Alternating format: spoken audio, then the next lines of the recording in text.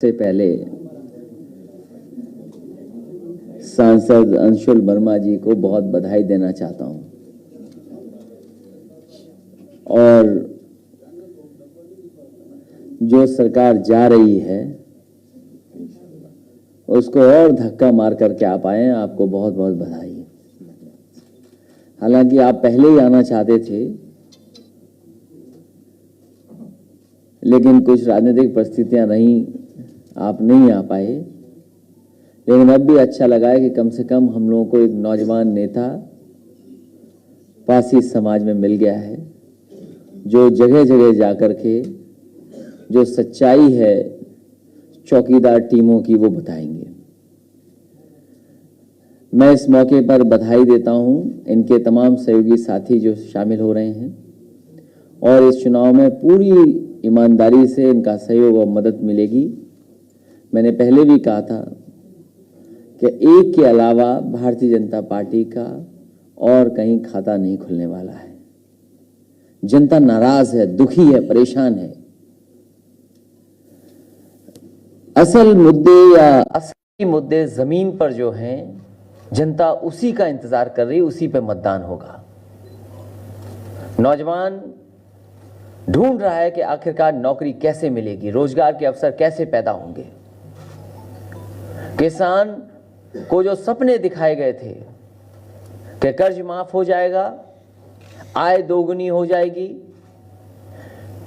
लेकिन अभी भी वो सपने के सपने ही बने हुए हैं।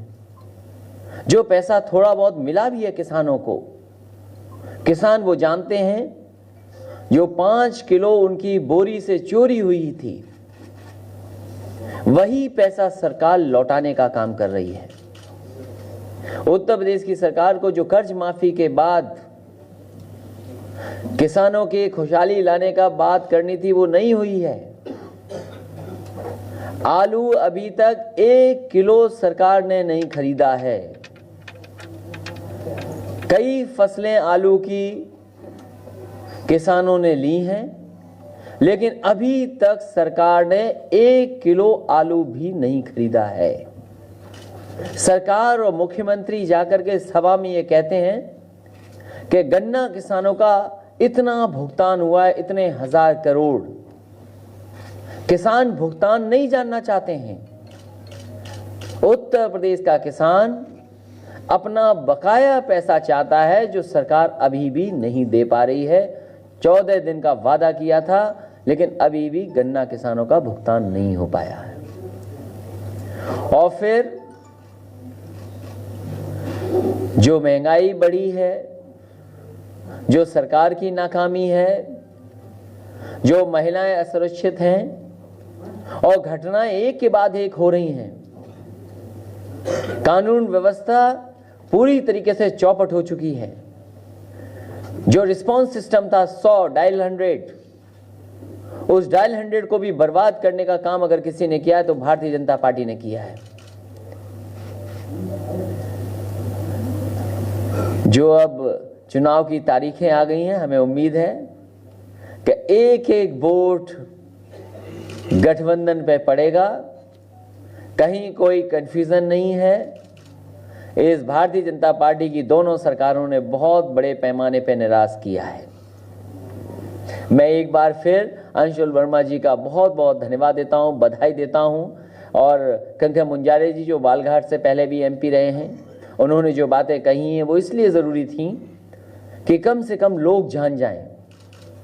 और समाजवादियों ने अगर कभी वादा किया होगा तो उसको ज़मीन पे ला करके पूरा करने का काम भी किया है। इसीलिए कल मैंने कहा कि समाजवादी पार्टी इस बात का अध्ययन कर रही है कि गरीब को हम क्या दें, गरीब को किस तरीके से समाजवादी योजनाओं से जोड़ें, जो उसका सम्मान हो वो सम्मान लौटे, खुशहाली उसके घर पर आए। उस अध्ययन कर करके बहुत जल्दी हम आपके बीच में आएंगे और आपके माध्यम से देश के सामने वो बात रखेंगे। वहीं जो अन्याय हो रहा है आदरणीय आजम खान साहब के साथ, इतना शायद अन्याय कभी नहीं हुआ होगा जितना ये भारतीय जनता पार्टी की सरकार कर रही है। उर्दू दरवाज़ा तोड़ दिया गया, यूनिवर्सिटी की दीवारें तोड़ी गईं और न जाने क्या क्या इस सरकार ने किया है। क्या लाइसेंस भी खारिज कर दिए।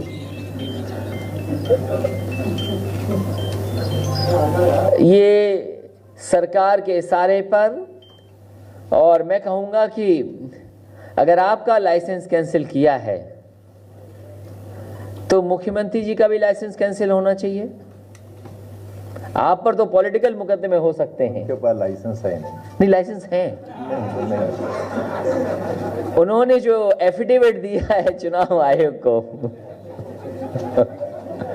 जो चुनाव आयोग को दिया है उसमें कुछ उन पर लाइसेंस हैं। अगर चुनाव आयोग को कोई बात कही गई है तो मैं समझता हूं वो बात सच होगी।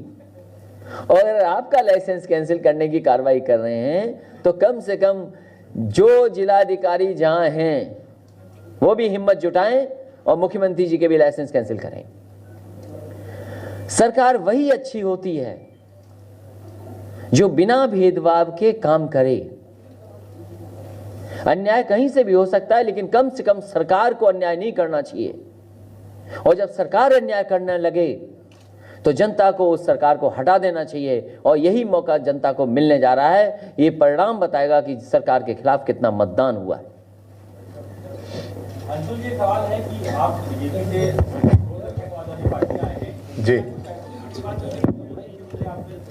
पैसों की कोई डिमांड नहीं होती है, वहां पर सहयोग राशि होती है।